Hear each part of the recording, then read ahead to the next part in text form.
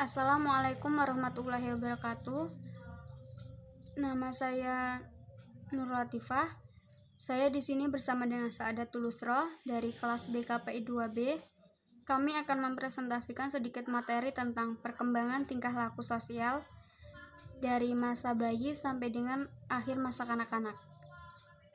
Yang pertama ada pengertian dari perkembangan sosial dan juga sosialisasi. Menurut Harlock, perkembangan sosial merupakan perolehan kemampuan berperilaku yang sesuai dengan tuntutan sosial. Dan untuk menjadi orang yang mampu bermasyarakat memerlukan 3 proses, diantaranya adalah belajar berperilaku yang dapat diterima secara sosial, kemudian memainkan peran sosial yang dapat diterima dan juga mengembangkan sifat sosial pada dirinya. Sedangkan menurut Ahmad Susanto, perkembangan sosial merupakan pencapaian kematangan dalam hubungan sosial atau dapat juga diartikan sebagai proses belajar untuk menyesuaikan dirinya terhadap norma-norma kelompok, moral dan juga tradisi, serta meleburkan dirinya menjadi satu kesatuan dan saling berkomunikasi dan juga bekerja sama. Dapat disimpulkan bahwa perkembangan sosial merupakan perolehan kemampuan berperilaku yang sesuai dengan tuntutan sosial yang merupakan pencapaian kematangan dalam hubungan sosial, baik itu dalam tatanan keluarga, tatanan sekolah, dan juga tatanan masyarakat. Selanjutnya sosialisasi, yang mana dalam sosialisasi mencakup interaksi sosial dan juga tingkah laku sosial, sehingga sosialisasi merupakan mata rantai yang penting di antara sistem sosial. Dalam buku Dasar-Dasar Sosialisasi karya Sutaryo, sosialisasi merupakan suatu proses bagaimana memperkenalkan sistem pada seseorang, serta bagaimana orang tersebut menentukan tanggapan serta reaksinya. Yang kedua, karakteristik perkembangan tingkah laku sosial pada masa bayi, awal masa kanak-kanak, dan akhir masa kanak-kanak. Pada masa bayi sendiri, terdapat 2 reaksi, yaitu kepada orang dewasa dan juga kepada bayi yang lainnya. Untuk kepada orang dewasa, di usia 2-3 bulan, bayi dapat membedakan manusia dari benda mati, dan bayi tahu bahwa manusialah yang memenuhi kebutuhan-kebutuhannya. Bayi puas bila berada bersama manusia dan tidak senang kalau ditinggal sendirian. Pada usia ini, bayi tidak menunjukkan rasa lebih menyukai satu orang yang tertentu dibandingkan dengan orang-orang yang lainnya. Beranjak ke usia 4-5 bulan, bayi ingin digendong oleh siapa saja yang mendekatinya, dan bayi memberikan reaksi yang berbeda kepada wajah-wajah yang tersenyum, suara yang ramah, dan juga suara yang menunjukkan amarah. Di usianya yang 6-7 bulan, bayi dapat membedakan teman dan juga orang asing dengan tersenyum pada saat pertama ia bertemu dan memperlihatkan ketakutan akan kehadiran orang tersebut pada saat pertemuan kedua. Ini merupakan awal dari masa lalu, juga merupakan permulaan dari masa terikat atau masa di mana bayi menunjukkan keterikatan yang kuat kepada ibunya atau ibu penggantinya. Dan ini merupakan reaksi berkurangnya keramah tamahan dari si bayi tersebut. Berlanjut ke usia 8 sampai dengan 9 bulan, bayi mencoba meniru kata-kata, isyarat, dan juga gerakan-gerakan sederhana dari orang lain. Kemudian di usia 12 bulan, bayi bereaksi terhadap larangan seperti larangan jangan. Berlanjut ke usia 16-18 bulan, bayi menunjukkan negativisme dalam bentuk keras kepala, atau tidak mau mengikuti permintaan serta perintah dari orang dewasa, yang ditunjukkan dengan berperilaku menarik dirinya atau meledakkan amarahnya. Pada usia 20-24 bulan, bayi mulai bekerja sama dalam sejumlah kegiatan rutin seperti berpakaian, makan, dan juga mandi. Reaksi yang ditunjukkan bayi kepada bayi yang lainnya. Pada usia 4-5 bulan, bayi mencoba menarik perhatian bayi yang lain atau kepada anak yang lainnya dengan melambungkan badan ke atas dan juga ke bawah, menendang, tertawa, atau bermain dengan ludahnya. Pada saat usia 6-7 bulan, bayi tersenyum kepada bayi yang lainnya dan menunjukkan minat terhadap tangisannya. Berlanjut ke usia 9-13 bulan, bayi mencoba meremasi pakaian dan juga rambut bayi-bayi yang lainnya, meniru perilaku dan juga suara mereka, serta bekerja sama dalam menggunakan mainan. Meskipun terkadang bayi tersebut cenderung bingung bila bayi yang lainnya mengambil salah satu mainan miliknya. Pada usia 13-18 bulan, bayi mulai berebut mainan, sudah mulai berkurang, dan bayi lebih bekerja sama dalam bermain dan juga mau berbagi rasa. Di saat usia 18-24 bulan, bayi lebih berminat bermain dengan bayi yang lainnya dengan menggunakan bahan-bahan permainan untuk membentuk hubungan sosial dengannya. Demikianlah tadi presentasi dari saya.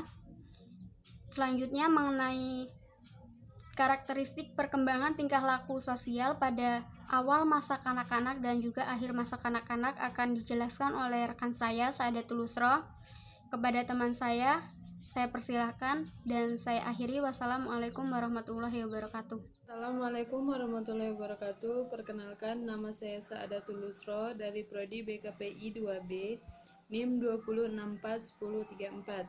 Baiklah, dalam hal ini saya akan melanjutkan penjelasan dari teman saya yaitu Nur Latifah tentang perkembangan tingkah laku sosial pada bayi dan anak-anak, yaitu pada masa awal kanak-kanak dan pada masa akhir kanak-kanak, yaitu pola perilaku sosial dan tidak sosial. Pada perilaku sosial yang pertama yaitu meniru. Agar sama dengan kelompok, anak-anak meniru sikap dan perilaku orang yang sangat ia kagumi. Yang kedua, persaingan.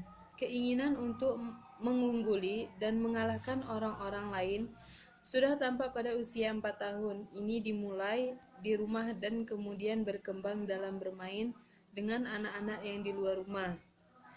Yang ketiga, kerjasama.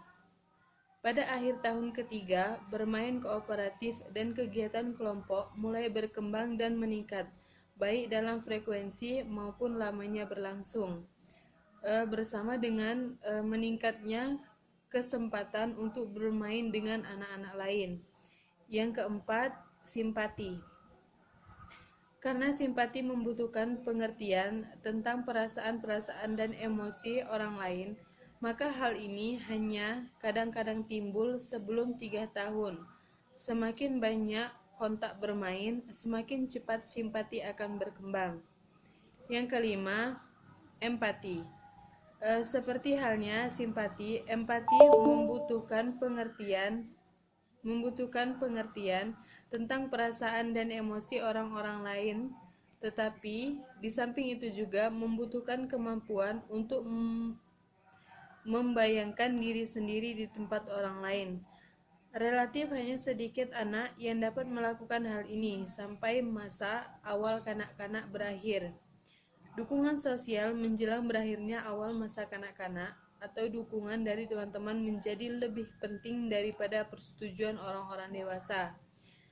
Anak-anak beranggapan bahwa perilaku nakal dan perilaku mengganggu merupakan cara untuk memperoleh dukungan dari teman-teman sebaya. Yang keenam, membagi. Dari pengalaman bersama orang-orang lain, anak-anak mengetahui bahwa salah satu cara untuk memperoleh persetujuan sosial adalah dengan membagi miliknya, terutama mainan untuk anak-anak lain. Lambat laun, sifat mementingkan diri sendiri berubah menjadi sifat rendah hati. Yang ketujuh, perilaku akrab.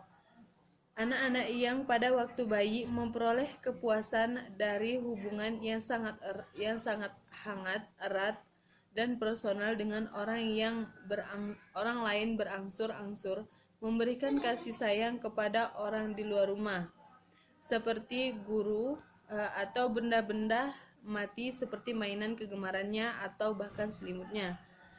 Benda-benda ini disebut objek kesayangan. Yang selanjutnya yaitu pada pola tidak sosial. Yang pertama, negativisme.